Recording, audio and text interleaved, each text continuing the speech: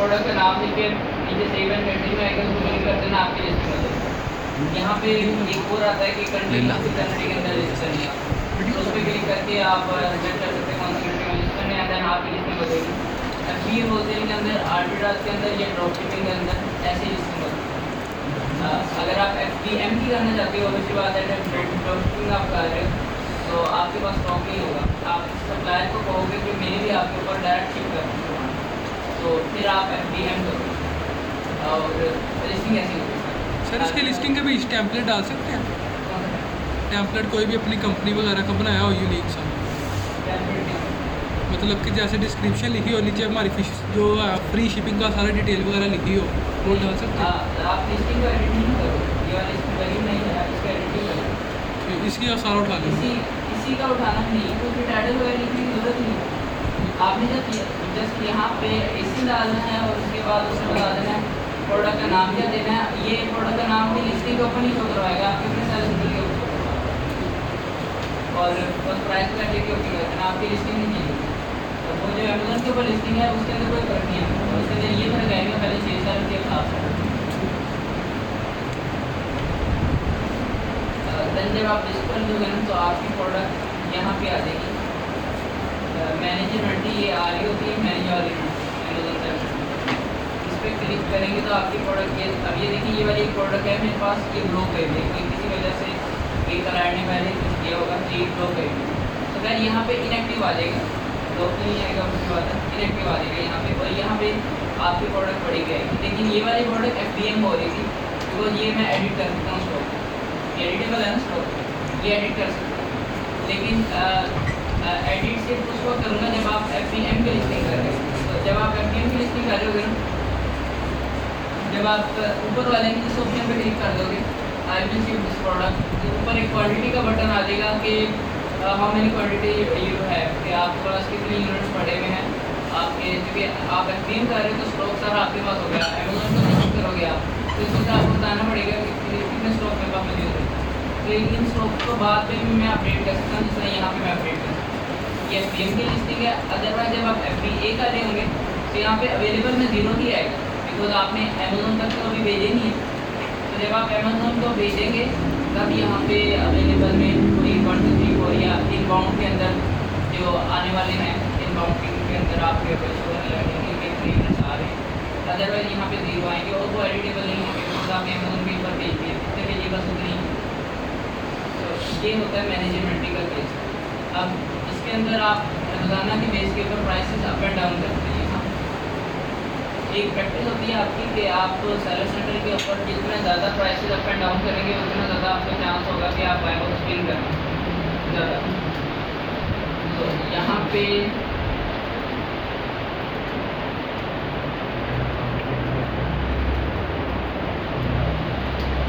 अगर आप देखते हैं कि आपकी अगर प्रोडक्ट रीच वाली प्रोडक्ट कोई 995 के ऊपर बिक रही थी, लेकिन 2-3 दिनों से ये वाले 2 सेलर आ गए जो जिन्होंने मार्केट खराब कर दी, 8.04 और 8.05। अदरवाइज ये वाली प्रोडक्ट रिटेल के अंदर बिक रही थी 9.95 और बहुत ज़्यादा बिक रही। तो जाहिर सी बात है ज़्यादा आप इन लोगों की बिक्री हो, लेकिन फिर हम ऐसी सिचुएशन के अंदर इंतज़ार करते हैं कि इनका स्टॉक खत्म हो। ऐसी सिचुएशन के अंदर अगर हम भी 800 पर बेचने लगे ना, हमारा भी कोई प्रॉफिट 0 सेंट्स 10 सेंट्स आ जाएगा, 20 सेंट्स आ जाएगा, फ़ायदा नहीं है। तो हम फिर इंतज़ार कर लेते हैं, अगर इनका स्टॉक कम है तो जल्दी व्यापारी को क्या आउट स्टॉक करें। अब उसमें ये होता है कि आप कीपा लॉगिन करते हैं, मेरे पास अभी यहाँ पे कीपा लॉगिन नहीं है। आप जब कीपा ऑन करते हो तो यहाँ पे जब आप रिफ्रेश करते हो तो इस जगह पे नीचे आपके पास स्टॉक आना शुरू हो जाता है कि इस सेलर का कितना स्टॉक रह गया, इसका कितना स्टॉक रह गया। एक और एक्सटेंशन होती है OS एड ऑन के नाम से होती है।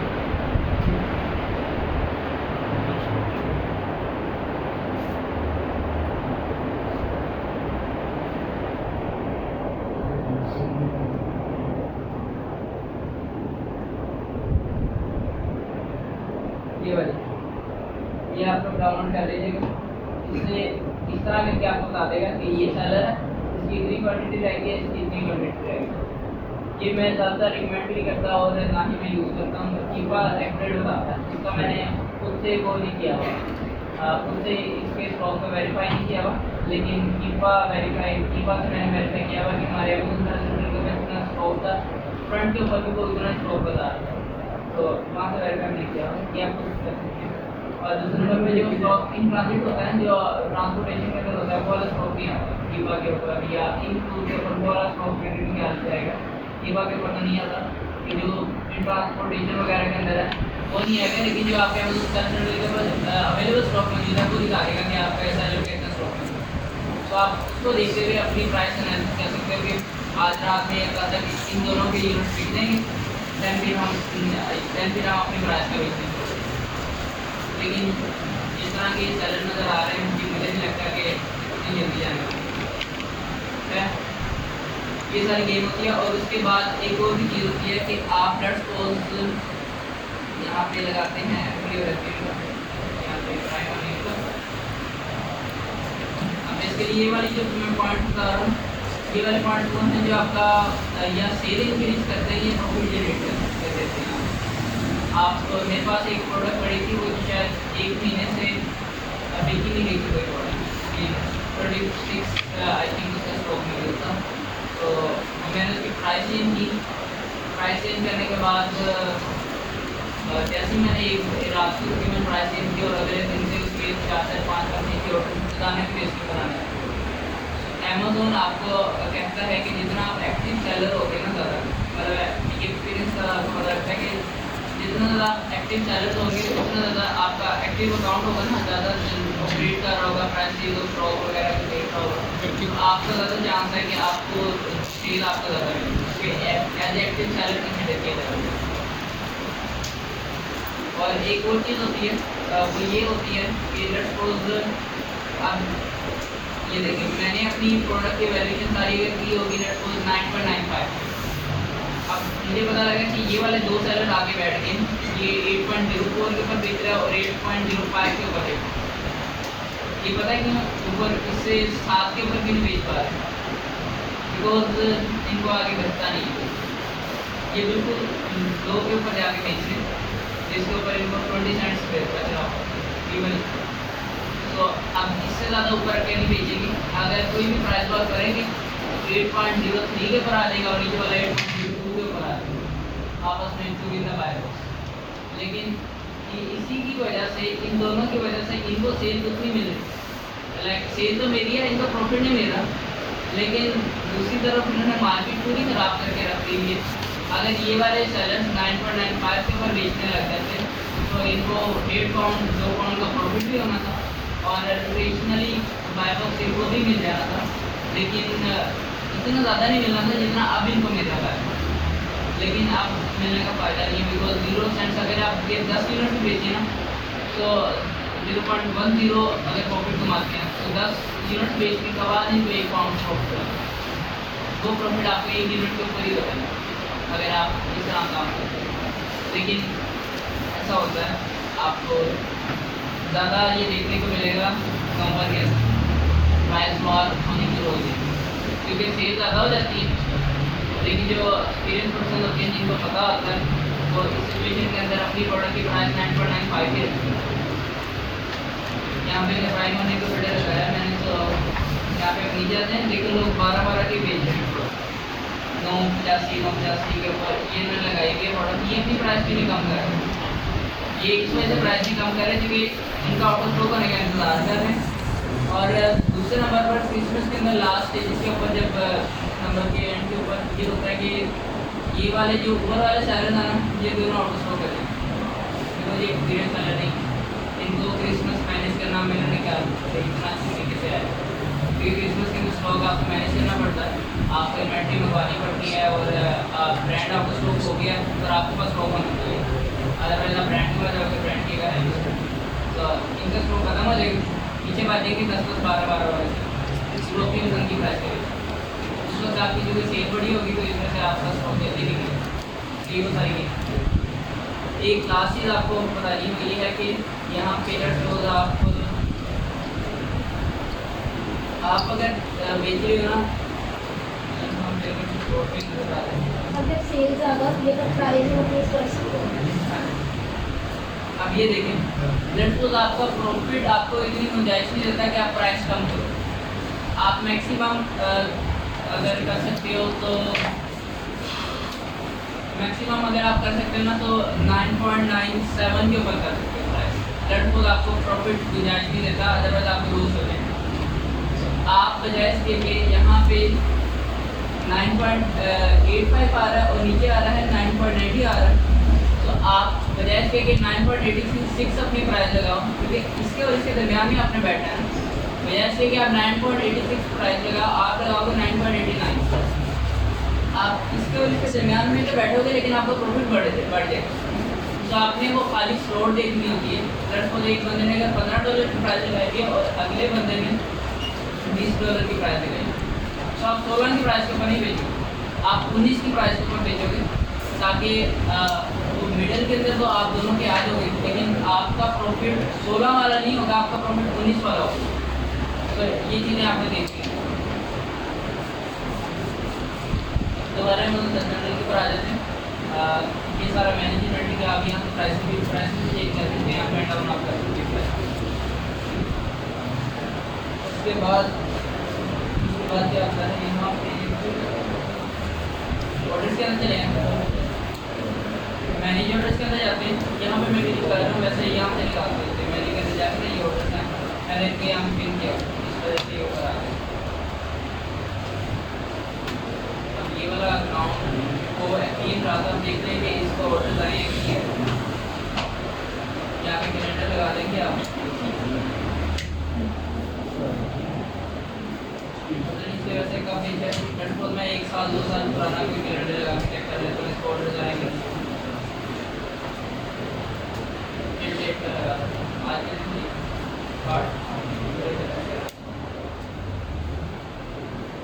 ऑर्डर्स नहीं आए, इसमें शायद बेचा नहीं है। तो इसमें जाके चेक करते हैं, ईमेल पर अकाउंट अभी नहीं है ना, इस वजह से यहाँ से ऑर्डर्स नहीं आ रहे। अदरवाइज यहाँ पे ऑर्डर आते हैं। यहाँ पे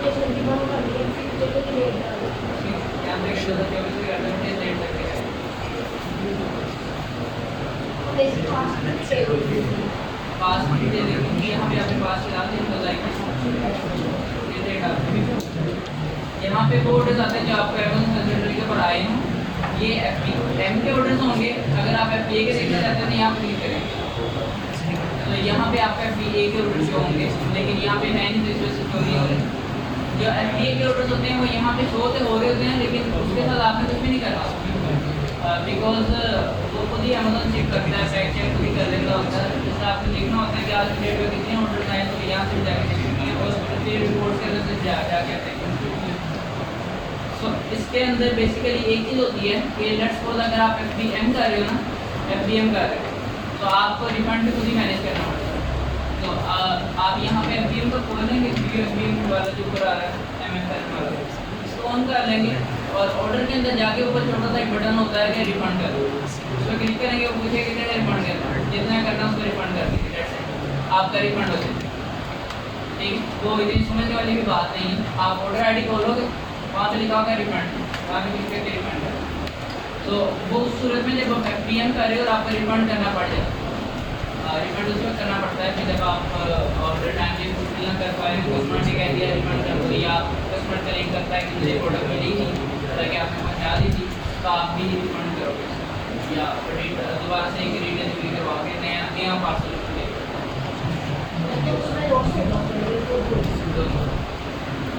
इधर ही पड़ी है कैमरे की FBM के अंदर आप नहीं करें।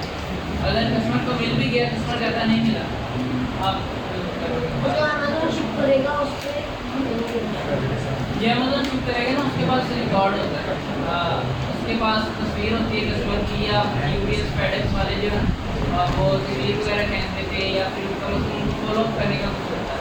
लेकिन ये है कि अमेज़न को अगर ज़्यादा आप लोगों के रिफंड करने का वो भी कर देंगे।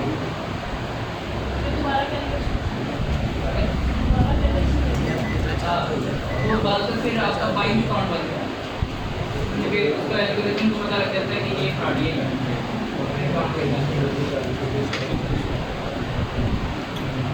उसके बाद यहाँ पे अगर आते हैं आप, लेट्स सपोज आपको नेगेटिव फीडबैक आ जाता है ना, फीडबैक पे आते हैं यहाँ पे ये 0 आ रहा है, अकाउंट न्यू लॉन्च है ना।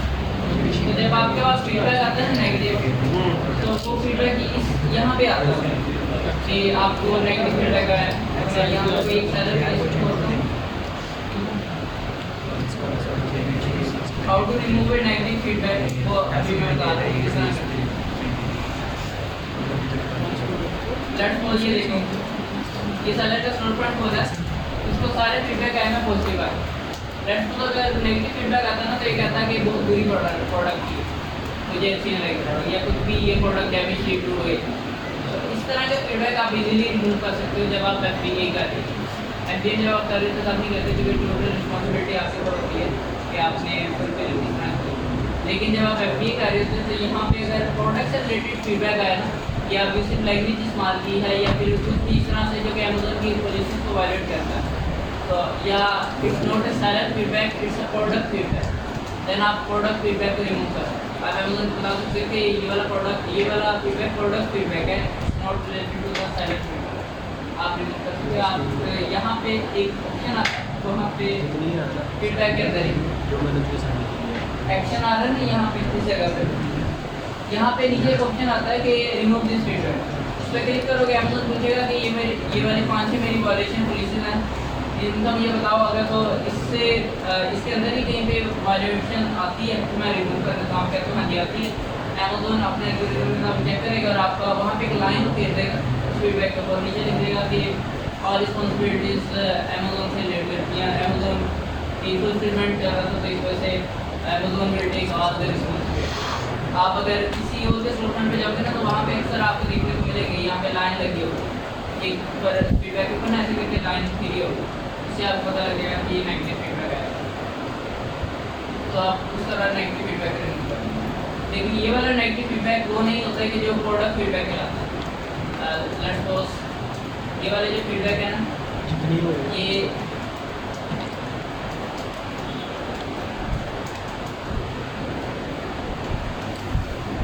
ये वाला फीडबैक नहीं होता। ये वाला जो फीडबैक है ये ओवर है, ये प्रोडक्ट के फीडबैक है। और जब आपकी प्राइवेट लेवल होता है तो इस तरह की जॉब आप वो देखोगे, और अगर इस तरह की जॉब आपको करनी आ गई तो आपके पास क्लाइंट खत्म नहीं होगा। वो ये है कि आप नेगेटिव फीडबैक रिमूवल की जॉब ऑफर करना शुरू करें, सर्विस ऑफर करना शुरू करें। अब उसमें ये होता है कि प्राइवेट लेवल आपका चला, अक्सर प्राइवेट लेवल ऐसे भी होते हैं कि आप देखेंगे कि उसको आप 5 रिव्यूज़ आए, लेट्स सपोज अभी इसने प्राइवेट लेवल लॉन्च किया, पहला रिव्यू आया और पहला रिव्यू की नेगेटिव आ गई। आप तो उसमें काफ़ी ज़्यादा आप $20,000-30,000 लगाया अपनी प्रोडक्ट के ऊपर, और पहला फीडबैक ही रिमूवल का वो नेगेटिव आ गया, तो नेक्स्ट उसको चांस नहीं होंगे ऑर्डर आने के, बिकॉज कस्टमर आपको फीडबैक पढ़ के ही ऑर्डर करते हैं ना वहाँ पर ज़्यादातर। तो आपका पहले ही रिव्यू एक रिव्यू है वो भी नेगेटिव, तो इट्स मीन आपकी प्रोडक्ट बिकने वाली नहीं। तो आप उसको ऐसा बंदा चाहिए जो कि नेगेटिव फीडबैक रिमूव करके दे। तो अब देन आप इसके अंदर मुख्तलिफ टेक्निकल चीज़ें होती हैं। आप कस्टमर से रब्ता करते हो, आप कस्टमर को कहते हो कि मैं आपका ये वाली प्रोडक्ट नहीं भेज देता, रिटर्न दो पार्सल भेज देते, ठीक है। आप अपना नेगेटिव फीडबैक रिमूव करते हो, कस्टमर से रब्ता कर लेते हो, और बाद ज़्यादा कस्टमर को एक्सक्यूज़ कर लेते हो। आप मेरे पास एक क्लाइंट है ना इसी का, ये वाली जो नेगेटिव फीडबैक रिमूव करने का टास्क होता है ना, ये बहुत ज़्यादा मेरे से खुद से भी नहीं हुआ था ये वाला टास्क, या शायद ये पॉसिबल है पता नहीं। ये अमेज़ोन के ऊपर, अमेज़ोन आपको सुनता ही नहीं। अमेज़ोन का आप केस ओपन करते हो ना, अमेज़ोन की customer support service for customers बहुत अच्छी है, लेकिन फॉर सेलर्स कुछ हद तक गई दूसरी सर्विस। आपको कॉपी पेस्ट टेम्पलेट आते रहेंगे, बार बार वही टेम्पलेट आते रहेंगे।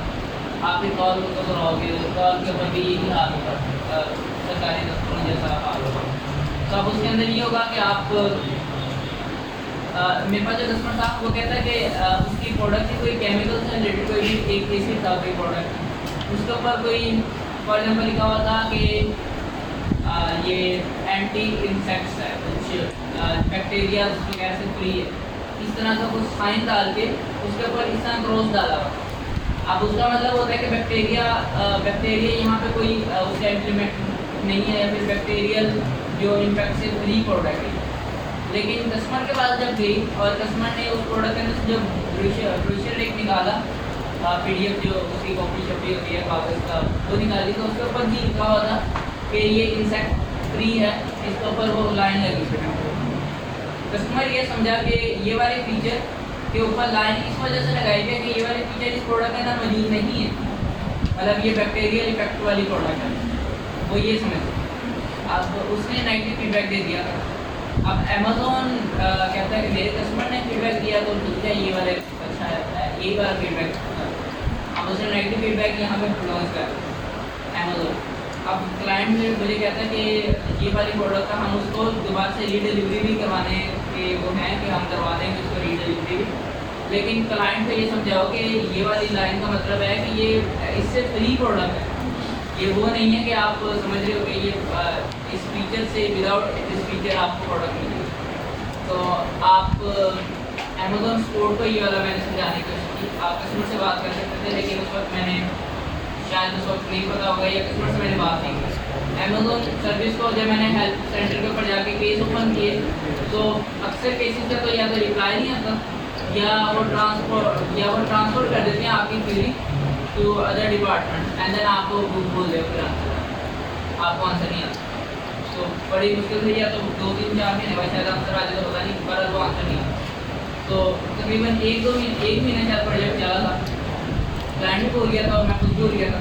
एंड देन मुझे एक नोटिफिकेशन आया कि वो क्लाइंट रिफंड मांग रहा है आपको, अब उसको रिफंड करता अगर ना रिफंड करता। हालांकि उससे यहाँ पे भी पॉइंट है, उससे मेरी बात यही थी कि मैंने उसको बताया था कि टोटल होल्ड यहाँ पे अमेज़ॉन का है, इनके अगर अमेज़ॉन फीडबैक रिमूव नहीं करता तो मैं अपनी तरफ से जस्ट एक एफर्ट करता और उसके आप मुझे पैसे दो। तो लेकिन क्लाइंट ने रिफंड की ऑप्शन दी, मतलब रिफंड की मांगा हुआ था तो मैंने उसको रिफंड कर दिया। अगर मैं ना रिफंड करता तो मेरी प्रोफाइल के ऊपर नेगेटिव फीडबैक आ जाएगा, मैं उसका नेगेटिव फीडबैक रिमूव कर रहा था, वो मेरे अपनी प्रोफाइल के ऊपर आ जाएगा। तो इस वजह से वो ये वाला चीज़ भी आपसे सो बात करने का मकसद ये है कि ये वाले फीडबैक अगर आप रिमूव करने आ जाएँ तो आपके पास क्लाइंट खत्म नहीं होते, और एक फीडबैक के आप $70 $80 ले सकते, इवन के $100 ले सकते।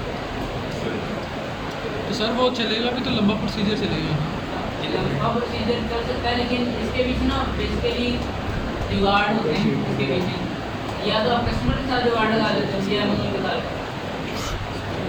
अमेज़ॉन को प्रॉपर एक डॉक्यूमेंटेशन की जरूरत में बताओगे ना कि ये मसला है, उसके बाद आप कॉल भी कॉल करोगे, दैन आपका पॉसिबिलिटीज है कि आपको चांस है। लेकिन अगर ये वाली स्किल अगर आपको आ गई तो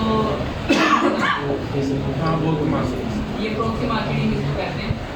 आप प्रॉक्सी मार्केटिंग के अंदर ये होता है कि आप रिव्यूज दिलवाते हो, परचेज करते हो, फेक रिव्यूज परचेज करते हो, 5 स्टार के 4 स्टार के रिव्यूज परचेज करते हो, आपको परचेज करने की जरूरत ही नहीं पड़ेगी। अगर आपको ये वाली सर्विस आ जाती है जो नेगेटिव फीडबैक करके दे रहे हो तो आपको ये पायलट पे भी होता है, ये इसके लिए वही है जो अभी मैंने बताया ना, होता है यही है। लेकिन बाद अगर आप डॉक्यूमेंटेशन ऐसी करके दे देते हो, अमेज़ॉन को प्रॉपर एक PDF की सूरत में समझाते हो कि ऐसा नहीं, इस तरह का मामला है और we are willing to pay extra for the customer, और basically we are on the right place, या हमारा हम एक सही रास्ते में हम कस्टमर को गलत ला रहे हैं, वो आप अमेज़ॉन को समझा कस्टमर एडिट करने का, फीडबैक एडिट करने का, ऐसे भी कर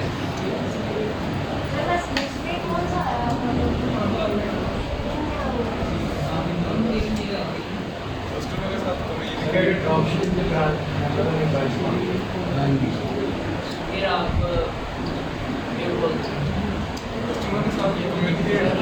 अक्सर जो होती है आप कहते हैं कि ये प्लान अच्छा है, आप एडिट करके देते कस्टमर के साथ कम्युनिकेट करने के लिए ईमेल से करेंगे या ऑर्डर्स में जाते हैं ना, वहाँ पे आ रहा होता है कस्टमर की इन्फॉर्मेशन आ रही है। अकाउंट हेल्थ तो सही है आपका, अकाउंट हेल्थ में जाते हो तो यहाँ पे आपके अकाउंट हेल्थ होता है। अगर आपके अकाउंट के ऊपर कोई डीएक्टिवेशन या कुछ भी ऐसी कंप्लेन आ जाती है तो आप कॉल भी नाउ का बटन भी यूज़ करके आप नंबर देते हो, अमेज़ॉन की कॉल आ जाती है, आपको एक्सपोर्ट फराहम करने के लिए आपको कहा जाता है कि आपको क्या मसला आ रहा है, उसको किस तरह हैंडल करना है, अमेज़न खुद आपको कहा जाएगा। बाकी ये आपका स्कोर ज़्यादा होना चाहिए, ठीक है इतना स्कोर के करीब। उसके बाद आगे आते हैं शिपमेंट्स के ऊपर।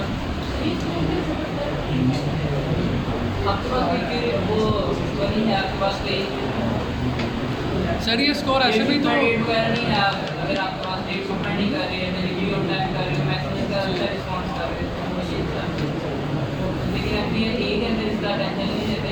इसके अंदर ये होता है इंटेलेक्चुअल प्रॉपर्टी कंप्लेन, यहाँ पे आ रहा है रिसीव इंटेलेक्चुअल प्रॉपर्टी कंप्लेन। ये होता है आईपी स्ट्राइक जिसे कहते हैं। तो अगर आपको आईपी स्ट्राइक हल करने का भी एक टेक्निक आ जाए तो उसकी एक अलग सर्विस होती है, उसकी आप अलग से चार्ज कर सकते हैं। और ये वाले जो सर्विसेज अभी मैं आपको बता रहा हूँ, नेगेटिव रिमूवल की और एक आईपी अलर्ट की, आपका अकाउंट बंद हुआ है वो अकाउंट खोलने की सर्विसेज, ये वाली सर्विसेज $200-300 के अंदर बिकती हैं और ये ज़्यादा भी होती है, हज़ार के अंदर भी जा सकती हैं। अब उसके अंदर ये होता है कि लेट्स सपोज अगर आपका अकाउंट बंद है, आपके फंसे में उसके अंदर $11,000, आपके पास क्लाइंट आया, वो कहता है कि मेरा अकाउंट खोल के दे दो, $11,000 फंसे में, ऊपर वाला 1,000 आता है, ठीक है, आपको बैठे बैठे होके नहीं। और इस तरह के क्लाइंट होते हैं। इवन कि आप ज़्यादातर ड्रॉप शिपिंग के अंदर देखो, ड्रॉप शिपिंग के अंदर इस तरह के ज़्यादा देखो। तो आप अगर उस क्लाइंट को अच्छा ट्रीट करते हो, अकाउंट ओपन करना है, सपोज मेरे पास एक टास्क आया था कि आपने अमेज़न का अकाउंट ओपन करके देना और उसके ऊपर इनवॉइसेस का कुछ इशू था, यूटिलिटी बिल का कुछ इशू था, पाकिस्तान के यूटिलिटी बिल एक्सेप्ट नहीं करता। तो वैसे वो बताता नहीं कि पाकिस्तान की वजह से एक्सेप्ट नहीं कर रहा, बहरहाल वो एक्सेप्ट नहीं कर रहा। तो एक सर्विस प्रोवाइडर उसका कहता है कि आप यूके का कोई यूटिलिटी बिल लो और उसके ऊपर जो एड्रेस होगा वो आपका वही होगा जो आपने सर्विस सेंटर के ऊपर डाला, यूके का कोई यूटिलिटी बिल है, और उसको एडिट करोगे आप, लाजमी बात है आपको एडिट करना। एडिट करने के बाद आप उसका प्रिंट फॉर्म में उसको प्रिंट आउट करवाओगे एंड देन उसकी कोई स्कैन करके उसके पिक्चर वगैरह लेके उसको फिर आप सबमिट करवाओगे। अब ये वाली जो टेक्निक्स हैं ये सारी, ये आप जुगाड़ ही लगाते हो, कभी स्कैन करके देते हो, कभी स्टेटमेंट से आपका वेरीफाई हो जाता है। इस सूरत के अंदर आपको बैठे बैठे आपको ये वाली जो टेक्निक्स है ना, ये ज़्यादा से ज़्यादा आपका शायद आधा घंटा लेता है, लेकिन ये आधे घंटे के अंदर आपको $1,000 आ जाए। सर ये कैसे करेंगे? ये अगर हमें आता है कि हमारा अकाउंट आप ओपन करवा दें तो हम उसके लिए अमेज़न के सपोर्ट पे जाएंगे, कुछ दिन को मैसेज करेंगे वहाँ पे आ रहा था, बल्कि यहीं पे ही आ रहा था, वहाँ पे आता है, यहाँ पे परफॉर्मेंस नोटिफिकेशन होता है। सर हम उनको क्या मैसेज करें, क्या मैसेज? परफॉर्मेंस नोटिफिकेशन के अंदर जाओगे, वो आपको कहेगा कि आपका अकाउंट बंद हो गया, इस वजह से बंद हो, ठीक है। और यहाँ पे आ रहा होगा सबमिट अपील, सबमिट अपील के ऊपर क्लिक करोगे और आप अपनी नॉइस सबमिट करोगे। उस इनवॉइस के बीच ये होगा कि हमारे उसके बीच हम क्या लिख सकते हैं? उसके अंदर आपका पूरी सारे जो फंक्शन बताया था कि आपकी नॉइस का एड्रेस सही होगा, ठीक है। यूटिलिटी बिल सबमिट करवा, यूटिलिटी बिल के ऊपर डिटेल आपके अपने नाम से होगी करनी, ठीक है। एक और टास्क आया था इसी को आगे लेकर चलूँगा।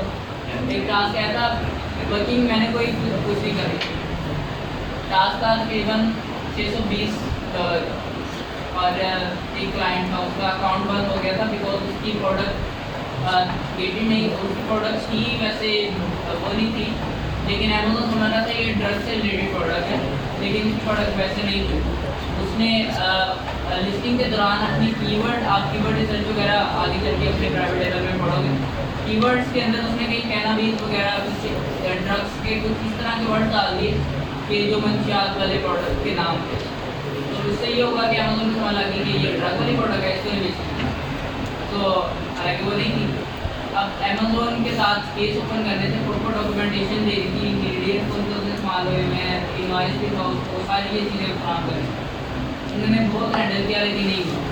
अब उसका ये तरीका हो सकता है कि आप लिस्टिंग को रिमूव करो, स्टॉक उसका पड़ा होता है अमेज़न के पास, तकरीबन 2000 या 1000 यूनिट्स अमेज़न के पास पड़े हुए। अब उस सूरत में क्या होता है कि आप इस तरह का जो क्लाइंट होता है ना, वो बेचारा आगे $20-30 हज़ार लगा के बैठा होता है और वो उसको $600-700 देते हुए किसी को कोई तकलीफ नहीं होती। $700 को दे देगा, बिकॉज उसके $20,000 रिकवर हो जाएगा। तो इस वजह से उसको ऐसा बनना चाहिए ताकि जल्दी काम करवा के देते, चाहे वो 600 की जगह 700 भी दे तो उसको सबमिट करवा दें।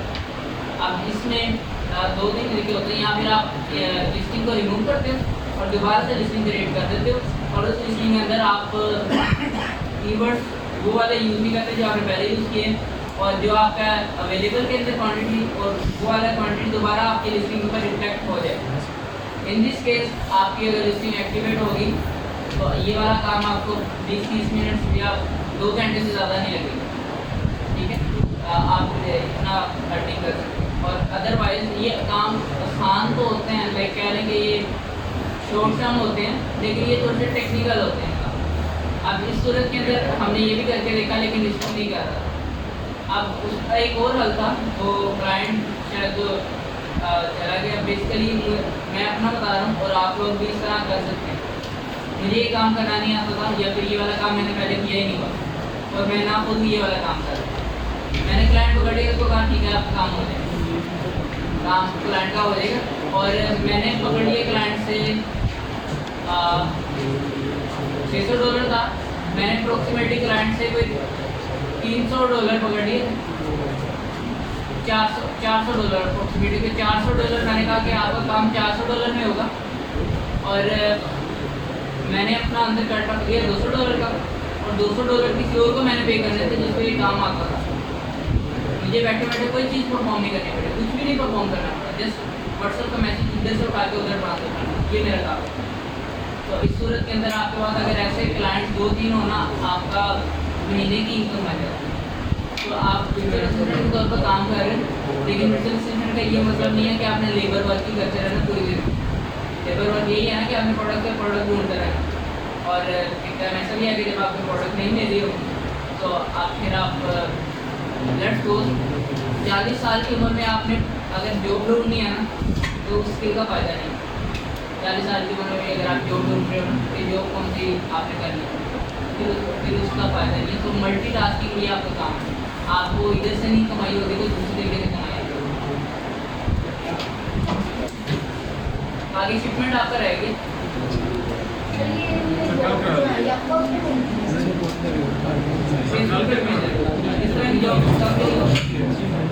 सरकार के रहेगा सर, बस करें लास्ट एक मिनट रह गया।